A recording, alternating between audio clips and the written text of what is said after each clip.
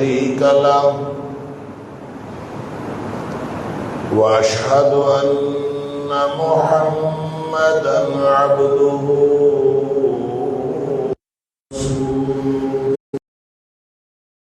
من يعص الله ورسوله فقد ضل وغوى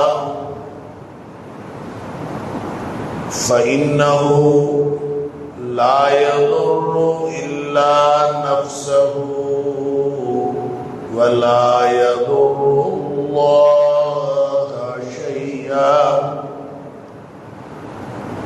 نسأل الله ربنا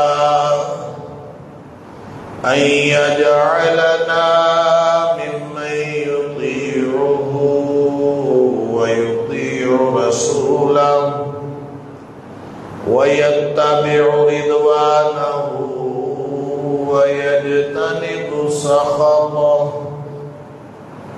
فإنما نحن به وله أما بعد فإن خير الحديث كتاب الله وخير الهدي هدي محمد صلى الله عليه وآله وسلم وشر الأمور محدثاتها وكل محدثة بدعة وكل بدعة ضلالة وكل ضلالة في النار فأعوذ بالله السميع العليم من الشيطان الرجيم من همزه ونفخه ونفثه بسم الله الرحمن الرحيم تلك أمة قد خلت لها ما كسبت ولكم ما كسبتم ولا تسألون عما كانوا يعملون.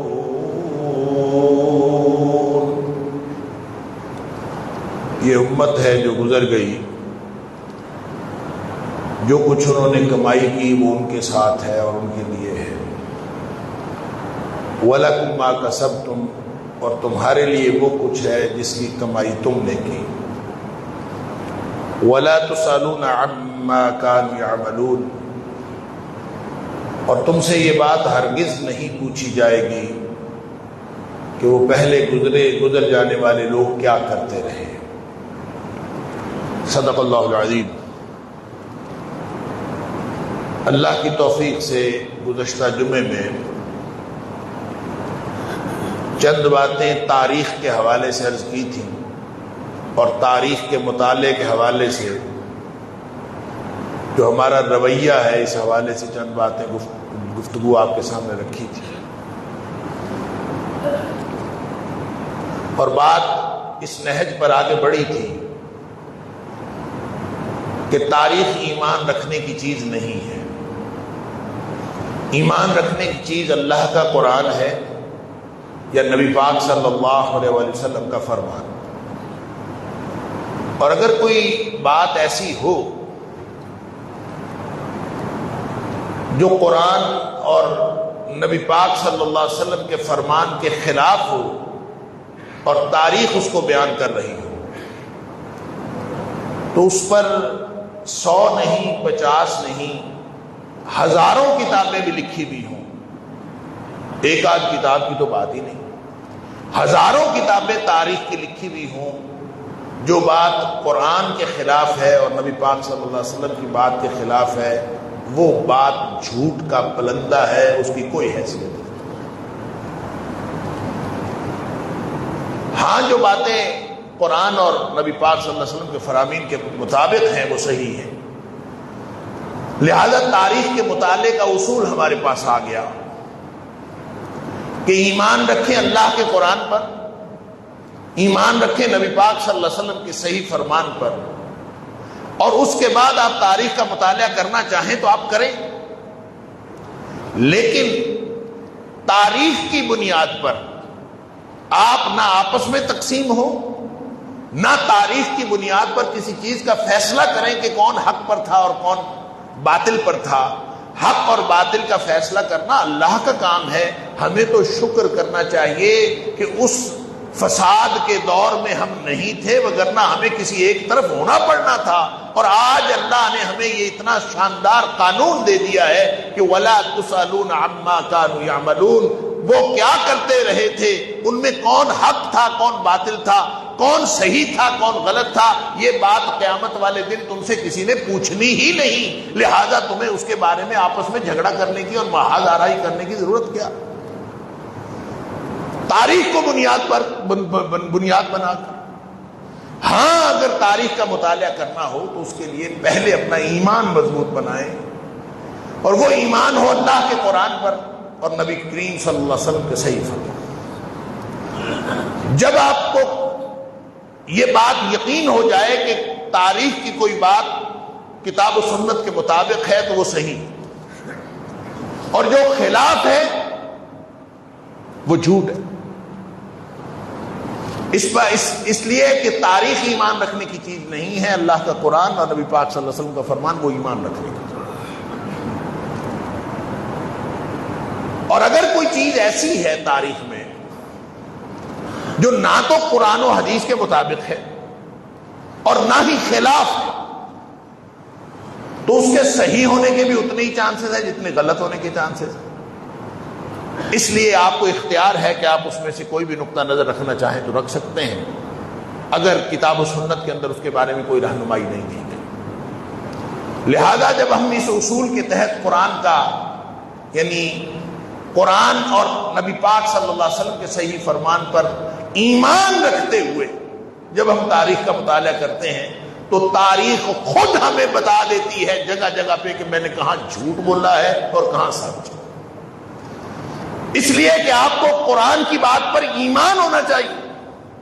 مثلا قرآن نے کہہ دیا، میں نے گزشتہ جمعے کے اختتام پر بھی عرض کیا تھا، جب قرآن نے یہ کہہ دیا کہ ایمان کے معیارات اگر دیکھنے ہوں تو ایمان کا معیار صحابہ کرام ہے رضی اللہ عنہم اجمعین، وہ ایمان کا معیار ہے۔ فَإِنْ آمَنُوا بِمِثْلِ مَا آمَنْتُمْ بِهِ فَقَدِ اهْتَدَوْا، قرآن کہتا ہے قیامت تک کے لیے کسی نے اگر ایمان لانا ہو، ہدایت کے راستے پر چلنا ہو، ان کو صحابہ کرام کے راستے پر چلنا پڑے گا۔ جب قرآن کہہ دے اولئک ھم المتقون، قرآن کہہ دے اولئک ھم الراشدون، قرآن کہہ دے اولئک ھم الصادقون، یہ سچے ہیں، یہ ہدایت یافتہ ہیں، سبحان اللہ، اور یہ ٹھیک راستے پر جانے والے ہیں، یہ وہی ہیں جنہوں نے راہ پا لی۔ قرآن کہے لقد رضی اللہ عن الذین، لقد رضی اللہ عن المؤمنین، اللہ انہیں اہل ایمان سے راضی ہو گیا، الذین یبایعونک تحت الشجرہ، جنہوں نے درخت کے نیچے تیرے ہاتھ پر بیعت کی تھی، اللہ ان سب سے راضی ہو گیا، اور وہ 1400 تھے۔ جب قرآن یہ کہے کہ والسابقون الاولون من المہاجرین والانصار، جو پہلے ایمان لانے والے ہیں، چاہے وہ مہاجر ہوں چاہے وہ انصار ہوں، والذین اتبعوہم بإحسان، اور پھر ان کے پیچھے نیکی کے راستے پر ان کے پیچھے چلنے والے، صرف صحابہ نہیں، ان کے پیچھے چلنے والے بھی، ان کے پیچھے چلنے والے تابعین بھی ہیں، ان کے پیچھے چلنے والے تبع تابعین بھی ہیں، حتیٰ کہ قیامت تک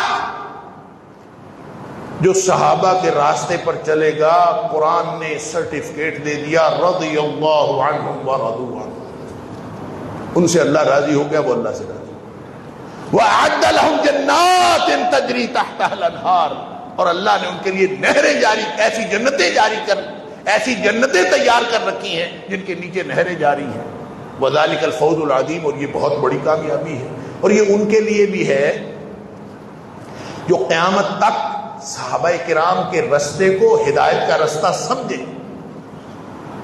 اس کی تفسیر اس حدیث میں آتی ہے نا، جب نبی پاک صلی اللہ علیہ وسلم نے فرمایا کہ میری امت کے اندر 73 فرقے ہوں گے،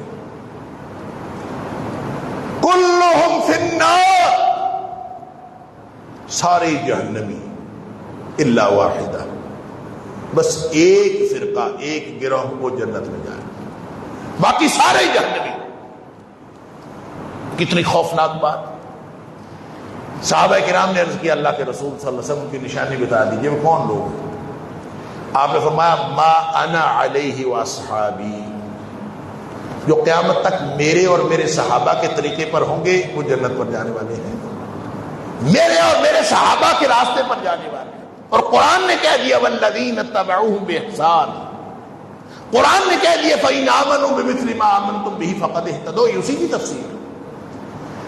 حدیث کی استنادی حیثیت میں اگرچہ فرق بھی ہو تو قرآن یہ مفہوم بیان کر رہا ہے، حدیث کا یہ مفہوم قرآن سے ثابت ہے کہ جو صحابہ کے راستے پر چلے گا وہی کامیاب ہوگا۔ لہذا تاریخ آپ کو بتائے کہ صحابہ کرام نعوذ باللہ من ذالک بے ایمان تھے، تاریخ آپ کو بتائے کہ صحابہ ایک دوسرے کے دشمن تھے، نعوذ باللہ من ذالک، تاریخ آپ کو بتائے کہ صحابہ اندر سے بڑے لالچی تھے، وہ دنیا دار تھے، وہ ایک دوسرے کو دھوکہ دینے والے تھے، انہوں نے ایک دوسرے کو دھوکہ دیا۔ تاریخ اس طرح کی جتنی بھی سٹیٹمنٹس تھے، جتنے بھی بیانات تھے، وہ ایک کتاب نہیں، میں نے عرض کیا ہزاروں کتابیں بھی ہوں تو ان کو پاؤں کی ٹھوکر پر رکھنا ہے، ان کی کوئی حیثیت نہیں، اس لیے کہ اللہ کے قرآن نے بتا دیا۔ تاریخ کے مطالعے کی ہمارے پاس اس کے علاوہ اور کوئی طریقہ نہیں ہے تاریخ کے مطالعے۔ جب آپ اس اعتبار سے اس تاریخی سانحے کی بات کرتے ہیں جس کو واقعہ کربلا کہا جاتا ہے، جب آپ اس کو دیکھتے ہیں وہاں حضرت حسین رضی اللہ تعالیٰ عنہ نواسہ رسول شہید ہوئے ہیں، اور وہ نواسہ رسول جن سے نبی اکرم صلی اللہ علیہ وسلم کو مشابہت بھی تھی اور محبت بھی تھی، اتنی محبت سبحان اللہ کہ خطبہ جمعہ دے رہے ہیں اور حسنین کریمین ادھر سے آئے ہیں، سرخ رنگ کی قمیصیں پہنی ہوئی ہیں، قمیصیں ذرا لمبی ہیں، پاؤں اٹک رہے ہیں، بچے گرتے ہوئے آ رہے ہیں۔ نبی کریم صلی اللہ علیہ وسلم نے خطبہ روک دیا اور اتر کے جا کے پہلے بچوں کو اٹھایا، پھر آ کے خطبہ شروع کیا، پھر دعا کی اللہم انی احبہما، اللہ میں ان دونوں سے محبت کرتا ہوں، فاحبہما، اللہ تو بھی ان دونوں سے محبت کر۔ اور ایک روایت میں آتا ہے اللہ تو ان سے بھی محبت کر جو ان سے محبت کرتے۔ لہذا حضرت حسین رضی اللہ تعالیٰ عنہ کے ساتھ محبت، حضرت حسن رضی اللہ تعالیٰ عنہ کے ساتھ محبت۔ اور جب ہم ان دونوں حسنین کریمین کی بات کرتے ہیں تو حسن پہلے ہیں، حسین بعد میں ہے۔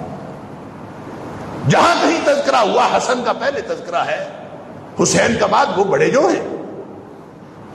جب نبی پاک صلی اللہ علیہ وسلم نے فرمایا کہ یہ جنت کے نوجوانوں کے سردار ہیں تو وہاں بھی پہلے حسن کا نام لیا پھر حسین کا، الحسن والحسین، الحسن والحسین، پہلے حسن ہے پھر حسین ہے۔ دونوں کی محبت ایمان کا حصہ نہیں، دونوں کی محبت عین ایمان ہے۔ لہذا وہاں نبی پاک صلی اللہ علیہ وسلم فرماتے ہیں الحسن والحسین سیدہ شباب اہل الجنہ، یہ جنت کے نوجوانوں کے سردار ہوں گے یہ دونوں بچے، سبحان اللہ۔ واقعہ ہوا، بہت ہی المناک واقعہ ہے، اور اس پہ افسوس کا اظہار بھی کرنا چاہیے، لیکن کیا اس کو دین بنا لینا چاہیے؟ دین تو مکمل ہو گیا تھا نبی پاک صلی اللہ علیہ وسلم کی حیات طیبہ میں۔ الیوم اکملت لکم دینکم واتممت علیکم نعمتی ورضیت لکم الاسلام، یہ آیت نبی اکرم صلی اللہ علیہ وسلم پر نازل ہوئی۔ آج کے دن دین مکمل ہو گیا، تو دین مکمل ہونے کے اور نبی پاک صلی اللہ علیہ وسلم کے اس دنیا سے تشریف لے جانے کے 50 سال بعد، نصف صدی بعد ایک واقعہ ہوا ہے۔ اس واقعے کی، وہ واقعہ جتنا بھی آپ اس کے اوپر افسوس کریں وہ انتہائی افسوسناک واقعہ ہے۔ المناک واقعہ ہے. مظلومیت کے عالم میں شہید کیے گئے حضرت حسین رضی اللہ تعالیٰ عنہ. ان کے جو بھی قاتلین ہیں جنہوں نے بھی قتل کیا ہے ان سب پر لعنت ہو اللہ کی، اس لیے کہ وصف کے اوپر لعنت کرنا جائز ہے. آپ یہ کہہ سکتے ہیں لعنت اللہ علی الکاذبین، سارے جھوٹوں کے اوپر لعنت ہو، لیکن آپ یہ نہیں کہہ سکتے کہ فلاں شخص جھوٹا ہے اور اس کے اوپر لعنت ہو. اسپیسیفائی نہیں کر سکتے اس لیے کہ ہو سکتا ہے وہ جھوٹا نہ ہو. لہذا آپ کہیں کہ حضرت عثمان غنی رضی اللہ تعالیٰ عنہ کا جو قاتل تھا، حضرت علی رضی اللہ تعالیٰ عنہ کو جو قاتل تھا، حضرت عمر فاروق رضی اللہ تعالیٰ عنہ کا جو قاتل تھا، جو بھی حضرت حسن رضی اللہ تعالیٰ عنہ کو زہر دیا گیا ان کا جو قاتل تھا، حضرت حسین رضی اللہ تعالیٰ عنہ کا جو قاتل تھا، سارے قاتلین کے اوپر اللہ کی لعنت. وہ کون تھا؟ یہ تاریخ جو بتائے ضروری نہیں وہ درست ہو سکتا ہے درست ہو. میں نے پہلے عرض کیا کہ ہو سکتا ہے وہ درست ہو، لیکن ضروری نہیں، کیونکہ یہ قرآن بتائے گا اور نبی پاک صلی اللہ علیہ وسلم کے صحیح فرامین بتائیں گے. اگر کہیں کسی صحابی کو متون کیا جا رہا ہو، کسی صحابی کا نام اس میں شامل کیا جا رہا ہو، تو پھر ہمیں بیٹھ کے سوچنا پڑے گا کہ ہماری تاریخ ہمیں کیا بتا رہی. اور تاریخ نے صرف حسین رضی اللہ تعالیٰ کی شہادت نہیں بتائی، تاریخ نے ہمیں جنگ جمل بھی بتائی، جس میں ایک طرف حضرت عائشہ صدیقہ رضی اللہ تعالیٰ عنہ ہے، دوسری طرف حضرت علی رضی اللہ تعالیٰ عنہ ہے. تاریخ نے ہمیں جنگ صفین بھی بتائی، جس میں ایک طرف حضرت امیر معاویہ رضی اللہ تعالیٰ عنہ ہے، دوسری طرف حضرت علی رضی اللہ تعالیٰ عنہ ہے. پھر خارجیوں کے ساتھ جو خارجی بھی اپنے آپ کو مسلمان کہتے تھے، تو خارجیوں کے خلاف جو جنگ نہروان لڑی گئی، تاریخ نے وہ بھی بتائی ہے. پھر تاریخ نے یہ بھی بتایا کہ حضرت علی رضی اللہ تعالیٰ عنہ حضرت امیر معاویہ رضی اللہ تعالیٰ عنہ کے خلاف فیصلہ کن جنگ لڑنا چاہتے تھے. آپ کے ساتھیوں میں کوئی ایسے لوگ تھے جنہوں نے لڑنے نہیں دی. حضرت علی رضی اللہ تعالیٰ عنہ بیچارے اتنے پریشان ہوتے تھے کہ آپ کو نبی پاک صلی اللہ علیہ وسلم نے یہ پیشگوئی فرمائی تھی کہ علی تجھے ایک شقی القلب آدمی شہید کرے گا. یہ نبی پاک صلی اللہ علیہ وسلم نے بتایا تھا. تو حضرت علی رضی اللہ تعالیٰ عنہ کو اتنی مشکلات پڑی، تاریخ بتاتی ہے اس قدر مشکلات میں پھنسے کہ اکثر فرمایا کرتے تھے کہ وہ شقی القلب آدمی کس بات کا انتظار کر رہا ہے کہ وہ آئے اور میں چلا جاؤں اللہ کے پاس، اس لیے کہ اتنی مشکلات تھیں. یہ ساری باتیں جب آپ قرآن پر ایمان رکھ کے اور نبی پاک صلی اللہ علیہ وسلم کے صحیح فرامین پر ایمان رکھ کے تاریخ پڑھیں گے تو تاریخ آپ کو بتائے گی کہ وہ کون لوگ تھے جنہوں نے علی رضی اللہ تعالیٰ عنہ کے لیے مشکلات کھڑی کی.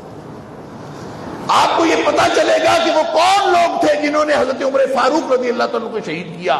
پھر آپ کو پتا چلے گا وہ کون لوگ تھے جنہوں نے عثمان غنی رضی اللہ تعالیٰ عنہ کو شہید کیا. اس لیے کہ حضرت حسین رضی اللہ تعالیٰ عنہ کی شہادت یہ ابتدا نہیں ہے، یہ تو تسلسل ہے.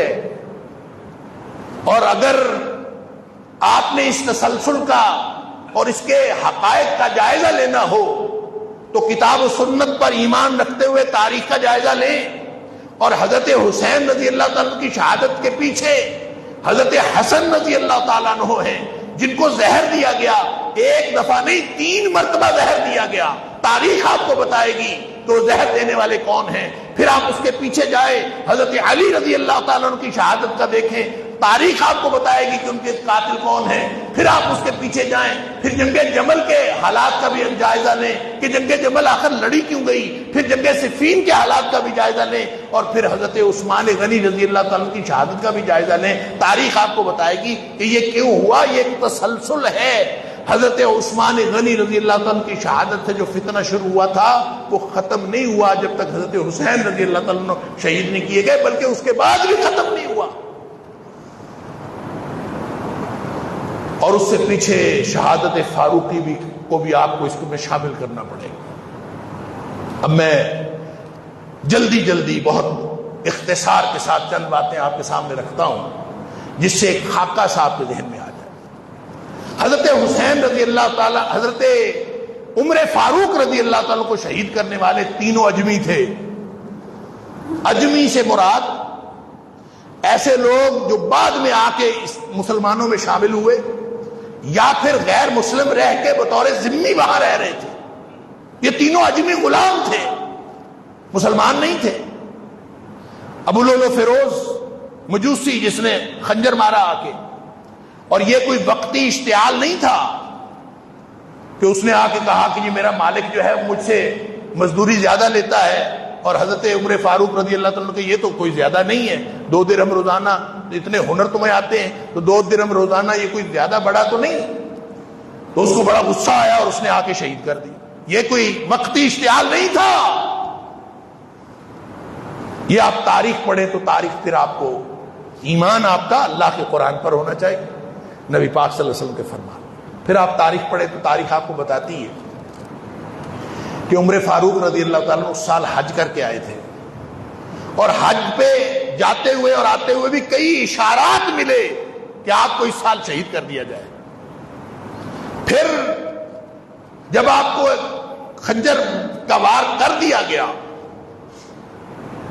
وہ خنجر 2 دھاری تھا۔ 2 دھاری سے مراد اس کے درمیان میں پکڑنے والی جگہ تھی، ادھر بھی اس کا پھل تھا، ادھر بھی اس کا پھل تھا، درمیان سے، یعنی خنجر جیسے عام طور پہ تو ایک طرف ہوتا ہے نا، تو یہ ایک طرف نہیں تھا، دونوں طرف تھا۔ اب یہ ایک خاص قسم کا خنجر ہوتا ہے کہ آپ نے یوں پکڑا ہوا ہو، ادھر بھی اس کا پھل ہو، ادھر بھی اس کا پھل ہو۔ تو یہ خاص قسم کا خنجر جب دیکھا تو 2 صحابہ کرام نے گواہی دی کہ ہم نے یہ خنجر، 3 لوگ آپس میں گفتگو کر رہے تھے، ان کے درمیان میں یہ خنجر دیکھا۔ ایک نے تو کہا کہ میرے پاس سے گزرنے پر یہ ٹھٹکے اور خنجر گر گیا، تو میں نے دیکھا کہ وہ 2 دھاری عجیب سا خنجر تھا۔ اور ایک نے کہا کہ میں نے یہ خنجر ابو لولو فیروز کے ہاتھ میں دیکھا، میں نے پوچھا یہ خنجر لے کے کیا باتیں کر رہے ہو؟ تو اس نے کہا ہم اس سے گوشت کاٹنے کا کوئی پروگرام بنا رہے ہیں۔ خنجر وہی تھا جس سے حضرت عمر فاروق رضی اللہ عنہ کو کے اوپر ضرب لگائی گئی۔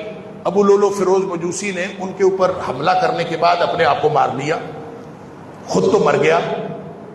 باقی 2 لوگ کون تھے؟ ایک ہرمزان تھا، ایک جفینہ تھا۔ یہ بھی دونوں اجمی غلام تھے۔ یا بھی تینوں نے مل کے کوئی سازش کی تھی۔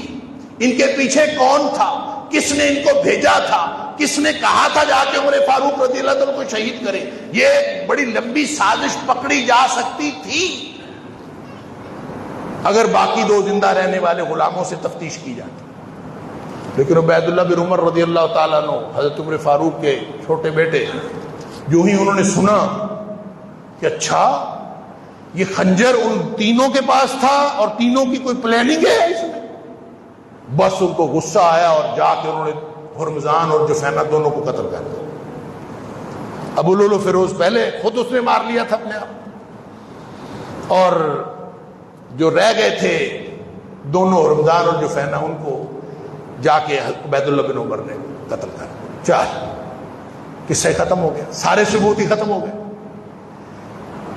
اس پر حضرت عمر فاروق رضی اللہ تعالیٰ عنہ چونکہ اس وقت تک ابھی زندہ تھے، اور عبید اللہ بن عمر گرفتار ہو گئے، اور انہوں نے کہا کہ جو میرے بعد خلیفہ آئے گا وہ اس کا فیصلہ کرے۔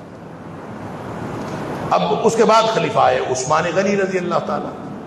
عثمان غنی رضی اللہ تعالیٰ عنہ نے فیصلہ یہ کیا کہ عبید اللہ بن عمر نے رمضان اور جفینہ کو قتل کیا ہے، اس کی دیت میں اپنی جیب سے دیتا ہوں۔ اپنی جیب سے دیت دے دی ان کے ورثاء کو، اور عبید اللہ بن عمر کو دیت کے نتیجے میں معاف کر دیا، اور ورثاء نے معاف کر دیا، قصہ ختم۔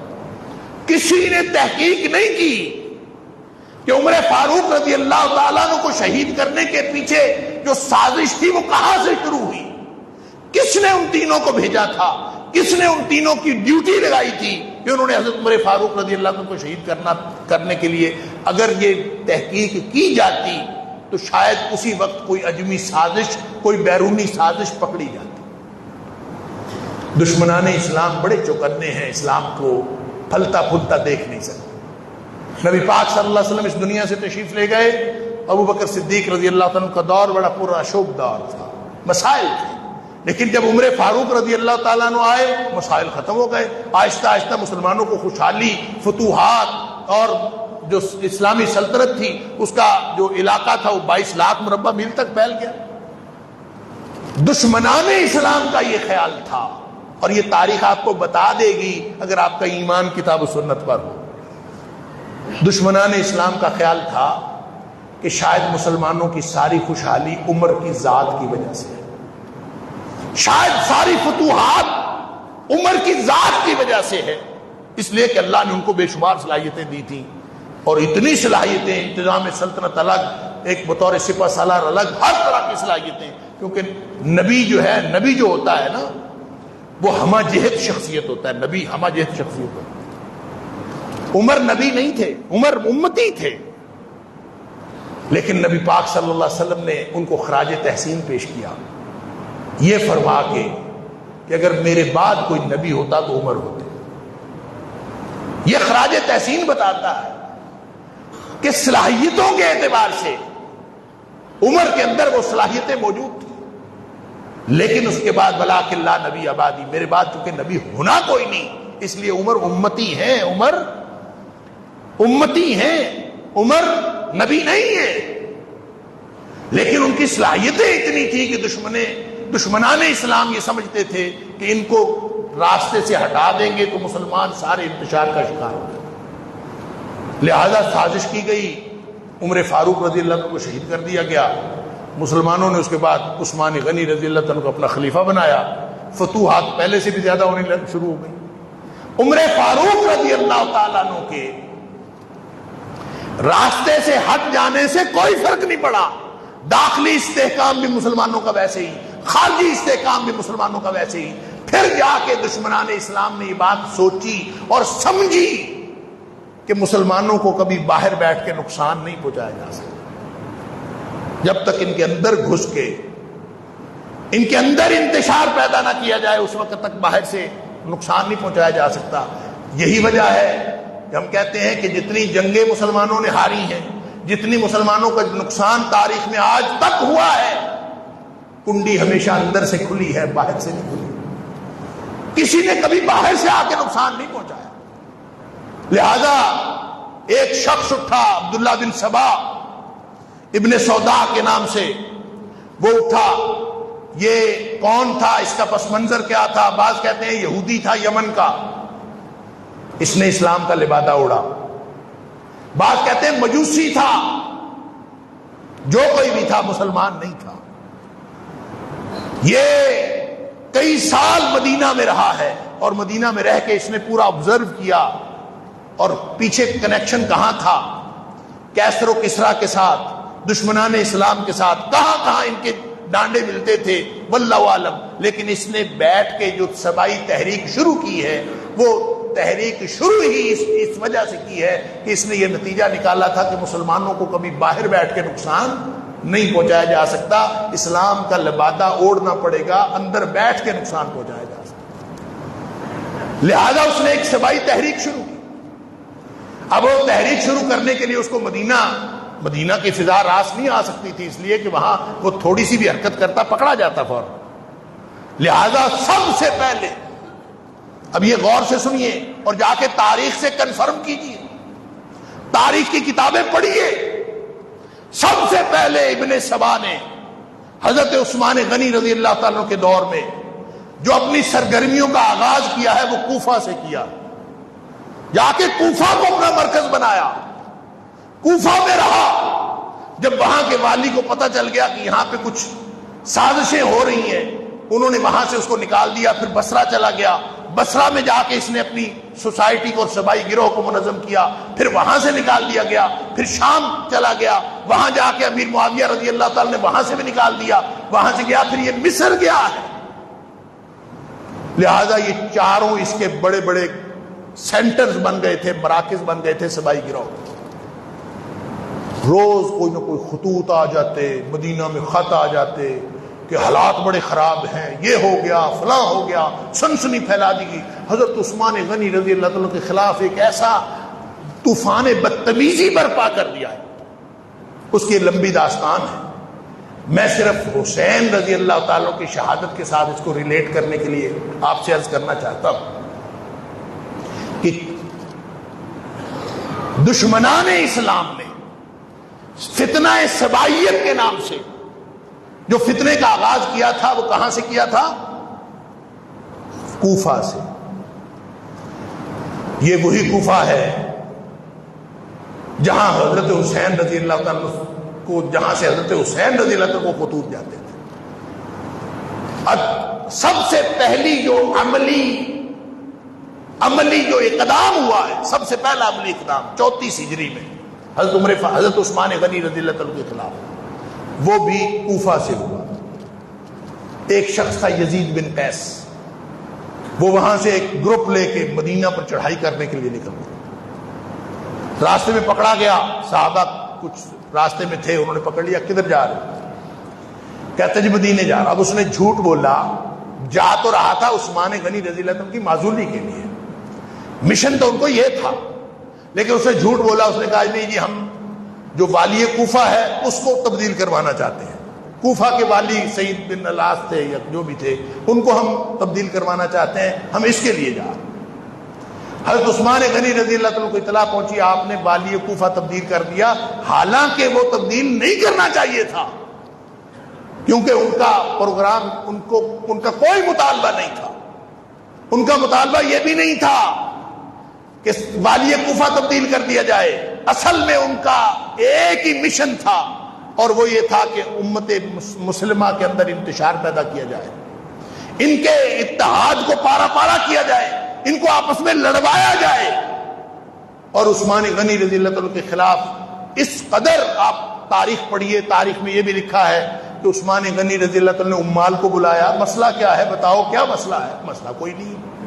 آپ نے تحقیقاتی کمیشن بھیجے، جا کے پتہ کر کے آئے حالات خراب کیوں ہیں، تحقیقاتی کمیشن آ کے واپس بتائیں حالات خراب کوئی نہیں ہے، لیکن خطوط، روز اتنے خطوط آتے تھے، حالات خراب ہے، یہ ہو گیا، فلاں ہو گیا۔ اللہ، میں نے عرض کیا تاریخ ہے نا، تاریخ لکھنے والا جو بھی لکھ دے، آج یہاں بیٹھا آپ بھی اگر تاریخ لکھنا چاہیں تو لکھ دیں، کوئی نہیں پوچھے گا آپ کو۔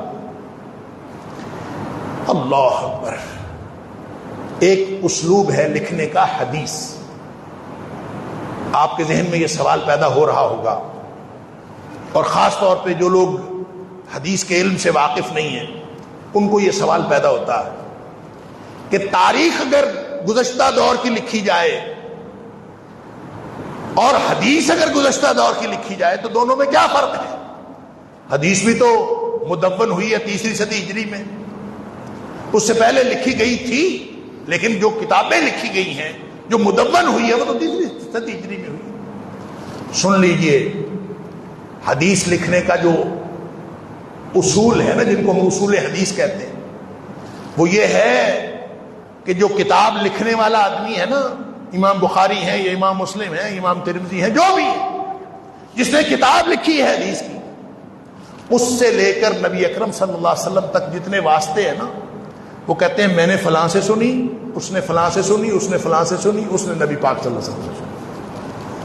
یہ جتنے واسطے ہیں وہ ذکر کرتا ہے، اور صرف ذکر نہیں کرتا، پھر ان کے حالات زندگی پتہ کیے جاتے ہیں۔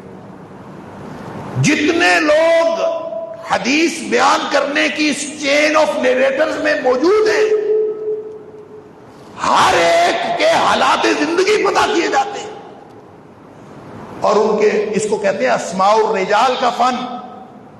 وہ 5 لاکھ لوگ ہیں یا 6 لاکھ لوگ ہیں جو حدیث بیان کرنے میں سب کے حالات زندگی قلم بند ہے۔ اللہ، عالم کفر حیران ہے اس بات پر کہ یہ اتنا بڑا فن ایجاد ہو گیا صرف نبی پاک صلی اللہ علیہ وسلم کے فرامین کو محفوظ کرنے کے لیے۔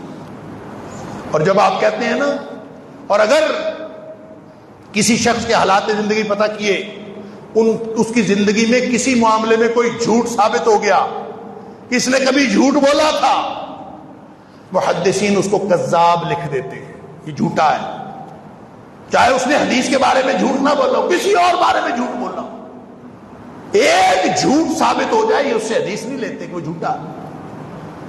اور امام بخاری اور امام مسلم کی جو الجامع الصحیح ہے، الجامع الصحیح امام بخاری کی اور الجامع الصحیح امام مسلم کی، یہ دونوں صحیحین ہیں، دونوں صحیح ترین کتابیں ہیں، دونوں کی روایت کو متفق علیہ روایت کہا جاتا ہے۔ تو آپ کو معلوم ہے دونوں صحیح ہیں، لیکن پہلا نمبر کس کا ہے؟ مرتبے کے اعتبار سے پہلے نمبر پہ کون سی کتاب ہے؟ امام بخاری کی الجامع الصحیح۔ کیوں؟ اس لیے وہی جو میں اصول حدیث کی بات کر رہا ہوں، وہ جو اصول ہیں سارے اصول امام بخاری کے اور امام مسلم کے ایک جیسے ہیں۔ اس طرح کے راوی ہوں، عادل ضابط ہوں، صحیح، ان کے پوری صحت کے ساتھ ہر چیز کا خیال رکھا ہے، لیکن ایک اصول ایسا ہے جو امام بخاری کا اصول امام مسلم کے اصول سے زیادہ بہتر ہے۔ وہ اصول پتہ کیا؟ جس کی وجہ سے اس کو پہلے نمبر پر قرار دیا جاتا ہے۔ وہ اصول پتہ کیا ہے؟ کہ کسی ایک نے کہا کہ میں نے فلاں سے حدیث سنی، اس نے آگے فلاں سے سنی، اب ان دونوں کے حالات زندگی پتہ کیے گئے، حالات زندگی پتہ کرنے سے پتہ چلا کہ ان دونوں کی تو آپس میں کوئی ملاقات ثابت نہیں ہے۔ یہ تو پتہ چلتا ہے کہ دونوں ایک ہی وقت میں لاہور میں یا فلاں بستی میں موجود تھے، ایک ہی سال میں، ایک ہی جگہ پر، ایک ہی بستی میں دونوں موجود تھے، لیکن حالات زندگی میں کوئی واقعہ ایک بھی ایسا نہیں ملتا کہ ان کی آپس میں ملاقات ہوئی ہو۔ تو امام مسلم کہتے ہیں کہ چونکہ دونوں مسلمان ہیں، عادل و ضابط راوی ہیں، ثقہ راوی ہیں، اور آپس میں اگر ان کی ملاقات نہیں بھی ثابت ہوئی تو جب ایک بستی میں ایک ہی وقت میں رہتے تھے تو پکی بات ہے نمازیں اکٹھے پڑھتے ہوں گے، مسجد میں جاتے ہوں گے۔ وہ کوئی ہماری طرح کے مسلمان تھوڑی تھے کہ مسجد میں جاتے ہی نہ ہوں۔ تو ان کی ملاقات تو یقینی ہو گئی کہ ایک بستی میں رہتے تھے تو ملاقات یقینی ہے، لہذا ہم اثر ہونا کسی ایک راوی کو جب وہ کہتا ہے کہ میں نے دوسرے سے حدیث لی ہے تو دونوں کا ہم اثر ہونا کافی ہے۔ امام بخاری کہتے ہیں کہ نہیں، جب تک ملاقات ثابت نہ ہو اس وقت تک حدیث نہیں لیتے۔ اندازہ کیا کہ کتنی احتیاط ہے۔ لیکن مورخین کے ہاں کیا ہے؟ مورخین کے ہاں یہ ہے کہ آپ یہاں بیٹھے واقعات لکھتے جائیں، پرانے 10 سال پرانے، 20 سال پرانے، 50 سال پرانے واقعات لکھتے جائیں، آپ کو کوئی نہیں پوچھے گا، آپ ایسے لکھتے جائیں جیسے آپ خود دیکھ رہے ہیں۔ اس کی مثال میں اکثر دیا کرتا ہوں۔ وہ مثال یہ ہے کہ واقعہ کربلا کے حوالے سے جتنی تفصیلات ہیں، کہاں بیٹھے، کہاں سے اٹھے، کہاں سے نکلے، کس طرح سے لشکر آیا، کس نے آ کے کیا کیا، یہ جو جتنی تفصیلات ہیں یہ ایک کتاب سے ملتی ہیں۔ ویسے تو 2 کتابیں ہیں، ایک صحیفہ کربلا ہے اور ایک مقتل حسین۔ بنیادی کتاب جو ہے وہ مقتل حسین۔ اسی مقتل حسین کی جتنی روایات ہیں، ویسے تو آج بھی آپ دیکھیں تو بہت سارے ذاکرین جو ہیں وہ مقتل حسین کا حوالہ بھی دیتے ہیں، اور ان کی بہت ساری روایات جو ہیں وہ علامہ طبری نے اور ابن اسیر نے اپنی جو ان کی تاریخ کی کتابیں ہیں، الکامل فی التاریخ اور تاریخ رسل والملوک، اس کے اندر انہوں نے ان پر اعتبار کیا ہے جو مقتل حسین کی روایت۔ اور مقتل حسین لکھی پتہ کس نے؟ ایک شخص ہے، اس کا نام ہے ابو مخنف، لوط بن یحییٰ اس کا نام تھا، ابو مخنف اس کی کنیت تھی۔ اللہ اکبر، وقت ہو گیا، میں بات اپنی مکمل کرتا ہوں، اللہ کی توفیق سے انشاءاللہ اس کو اگلے جمعے میں مکمل کریں گے۔ کہ ابو مخنف لوط بن یحییٰ، اس نے مقتل حسین لکھی، سارے واقعہ کربلا کی منظر کشی اس نے کی ہے، کسی اور نے نہیں کی۔ اور یہ خود پتہ ہے اس کا سن وفات 157 ہجری ہے، 157 ہجری۔ اور میں اکثر اوقات کہا کرتا ہوں کہ اگر اس کی عمر 100 سال بھی ہو تو واقعہ ہوا ہے 61 ہجری میں، تو 61 ہجری میں یہ 4 سال کا ہوگا، اور 4 سال کا کوئی بچہ وہاں پہ موجود نہیں تھا کہ جس نے دیکھا ہو اور اس نے چشمدید واقعات بیان کر دیے ہوں۔ اللہ اکبر۔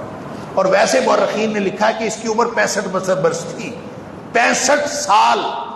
تو اس کا مطلب پتہ ہے کیا ہے کہ اس کا تاریخ پیدائش کیا بنتا ہے؟ سن پیدائش 92 ہجری۔ تو جو 61 ہجری کا واقعہ ہے وہ 92 ہجری والے نے لکھا ہے، اور لکھتا یوں ہے کہ گھوڑا یوں اٹھا اور گھوڑا یوں گرا، اور فلاں آدمی ادھر سے آیا، فلاں آدمی ادھر سے آیا، جیسے اس نے خود ساری منظر کشی خود دیکھی ہو۔ اللہ کے بندے، یہاں تو دیکھا بھی ہو نا تو اگلے دن لکھنا پڑ جائے تو مصیبت پڑ جاتی۔ نبی اکرم صلی اللہ علیہ وسلم فرماتے ہیں جب آپ معراج سے واپس آئے، کافر سارے اکٹھے ہو کے آ گئے۔ نبی پاک صلی اللہ علیہ وسلم فرماتے ہیں ان میں سے بہت سارے لوگوں نے مسجد اقصیٰ دیکھی بھی تھی، نبی پاک صلی اللہ علیہ وسلم نے اپنی عمومی زندگی میں مسجد اقصیٰ نہیں دیکھی تھی۔ آپ فرماتے ہیں کہ مجھ سے مسجد اقصیٰ کے بارے میں سوال کرنے لگے، بتاؤ اس کے دروازے کتنے ہیں، اس کی کھڑکیاں کتنی ہیں۔ اب یہ دروازے کھڑکیاں اپنے گنے تھوڑی ہوتے ہیں۔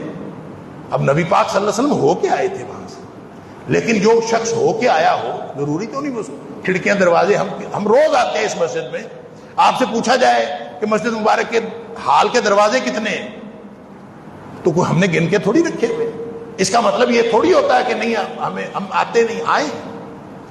لیکن میں عرض کر رہا ہوں کہ آپ کو لکھنا پڑ جائے تو آپ کو آ کے گننا پڑے گا، وگرنہ نہیں لکھ سکتے آپ۔ لیکن وہ نبی پاک صلی اللہ علیہ وسلم فرماتے ہیں مجھے دقت ہوئی ان کے سوالوں کے جواب دینے پہ، اللہ نے مسجد اقصیٰ میرے سامنے لا کے کھڑی کر دی۔ وہ سوال کرتے تھے، میں ادھر سے دیکھ کے جواب دے دیتا تھا۔ لیکن یہ اندازہ کری ابو مخنف کیا بلا ہے کہ 61 ہجری کا واقعہ، 92 ہجری میں پیدا ہونے والا شخص وہ یوں لکھتا ہے کہ جیسے وہ اس وقت موجود تھا اور اس نے سارے واقعات خود دیکھے ہیں۔ انا للہ و انا الیہ راجعون۔ یہ اصول ہی مختلف ہے۔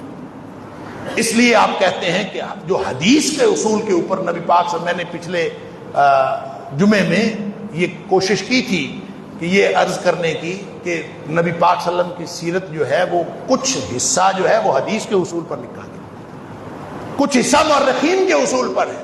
اللہ تعالی ہم سب کو اس بات کی سمجھ عطا فرمائے۔ جب آپ تاریخ کو یہ کہتے ہیں نا واقعہ کربلا اس طرح سے آپ تک پہنچا ہے، اس کی ڈسکرپشن اس طرح سے آپ تک پہنچی ہے، تو پھر ایمان اس پر نہ رکھیں، ایمان آپ اس بات پر رکھیں جو اللہ کا قرآن ہے اور نبی پاک صلی اللہ علیہ وسلم کو صحیح فرمان۔ پھر انشاءاللہ تاریخ آپ کو اپنا سارا سچ بتا دے گی اور چیزیں آہستہ آہستہ سمجھ آ جائیں گی۔ اللہ تعالیٰ مجھے اور آپ کو ہم سب کو سمجھ عطا فرمائے۔ وآخر دعوانا الحمدللہ رب العالمین۔